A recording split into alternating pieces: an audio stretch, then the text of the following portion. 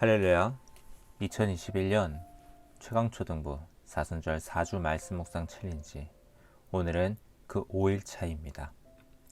오늘 우리가 함께 읽을 말씀은 마태복음 22장 1절에서 4절까지의 말씀입니다. 제목은 혼인잔치의 비유입니다. 말씀을 읽겠습니다.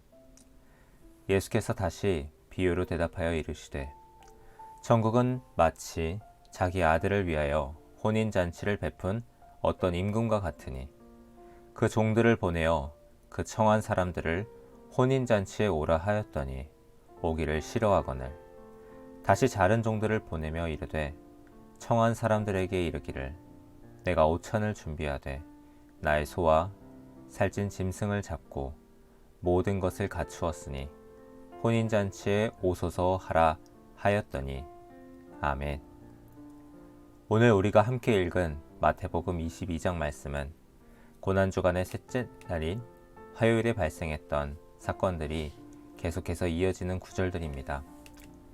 그중 오늘 우리가 함께 읽은 혼인잔치의 비유는 천국에서 배척될 사람들을 지적하는 내용으로, 우리가 전날 함께 읽은 두 아들에 대한 비유와 포도원 농부의 비유 말씀과 함께 한 맥락으로 이어지는 그런 말씀입니다. 오늘까지 우리가 함께 읽은 말씀은 다같이 예수님을 거부하는 자들은 하나님의 나라에서 배척될 것을 경고하는 주제를 가지고 있습니다. 그런데 앞에 두 비유에서는 예수님께서 명령에 대한 불순종과 의무에 대한 불이행의 문제를 다루셨지만, 오늘 우리가 함께 읽은 혼인잔치의 비유를 통해 예수님께서는 은혜와 은총에 대한 거부의 문제를 다루십니다. 오늘 이 혼인잔치는 천국에서 있을 하나님과의 즐거운 교제를 의미합니다. 그런데 많은 사람들은 임금이 베푼 이 귀한 잔치를 오기 싫어하며 참석을 거부합니다. 이것은 마치 초대교회의 복음을 전하는 사람들을 싫어하고 세상 일에 힘쓰며 나아가 복음을 전하는 사람들을 핍박했던 많은 유대인들과 이방인들의 모습과도 같았습니다.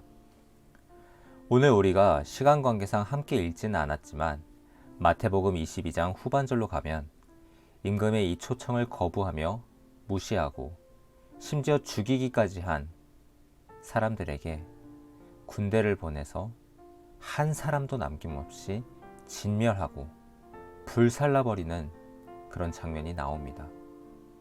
이러한 임금의 심판은 우선 가깝게는 AD 70년 로마 군대에 의해서 예루살렘이 멸망될 것을 예언하는 말씀으로 볼 수도 있지만, 궁극적으로는 복음을 거부한 모든 사람들이 최후의 심판대에 서게 되었을 때 멸망하게 될 것을 의미하는 것이기도 합니다.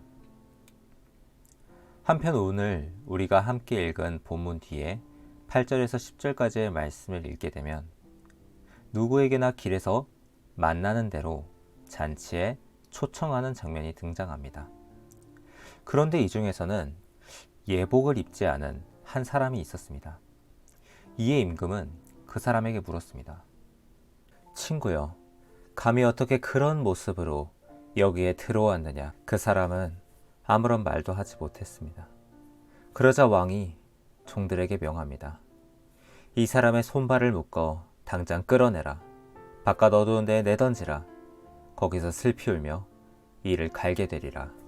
그리고 예수님께서는 이 말씀의 결론을 내리십니다. 청함을 받은 자는 많되 택함을 입은 자는 적으니라. 아멘. 그렇습니다. 많은 사람들은 혼인잔치에 초대되었습니다. 그러나 초대된 모든 사람들이 다 실제로 그곳에 들어가지는 않았습니다. 오늘 이 말씀에서 청함을 받은 자는 혼인잔치에 초대받은 사람들입니다. 반면에 택함을 입은 자는 초대를 받아들인 사람들입니다. 왕은 많은 손님을 잔치에 초대했지만 실제로 잔치에 온 사람은 초대받은 사람들 중 혹시 있더라도 오직 소수에 불과했습니다. 잔치는 복음, 그리고 복음이 제시하는 복을 가리키는 비유입니다. 복음을 믿고 그 복을 누리라는 초대장은 복음을 듣는 모든 사람들에게 전달되었습니다. 모두가 부름을 받았습니다. 하지만 모두가 그 부름에 응답하지는 않았습니다.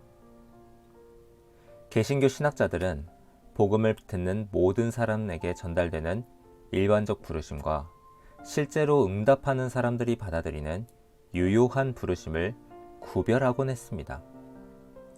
우리가 작년 한 해 수요 기도회 때마다 함께 다루었던 존 버년의 철로역정 속편에서 크리스티아나와 그녀의 가족들은 해석자의 집에서 암탉과 병아리를 통해 이 교훈을 배웁니다.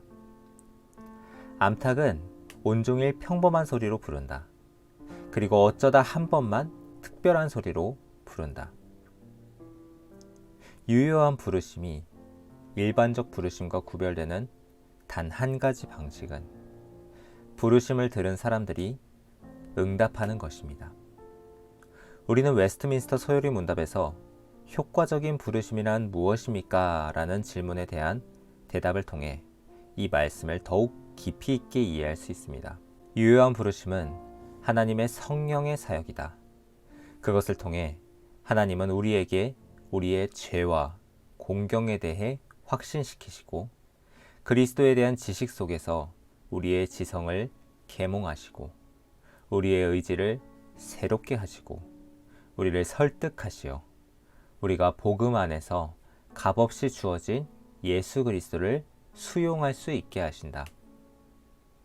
따라서 바울은 하나님 앞에서는 율법을 듣는 자가 의인이 아니요 오직 율법을 행하는 자라야 의롭다 하심을 얻으리니 라고 단언합니다.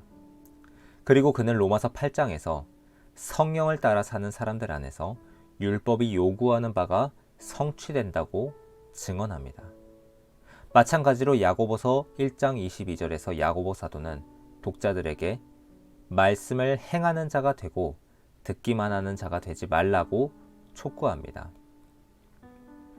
오늘 이 말씀을 묵상하는 우리는 어떻습니까? 우리는 주님의 부르심에 어떠한 자세로 반응하고 있습니까?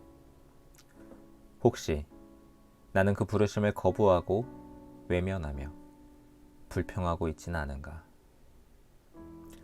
오늘 이 말씀을 묵상하는 저와 우리 상도제일의 주바라기 공동체는 주님의 부르심 앞에 순종함과 행함으로 구별되어 그리스도의 보혈을 의지하며 날마다 죄를 회개하고 선한 열매의 옷을 입고 천국 잔치에 들어가는 그러한 은혜가 있기를 주님의 이름으로 축복합니다. 아멘.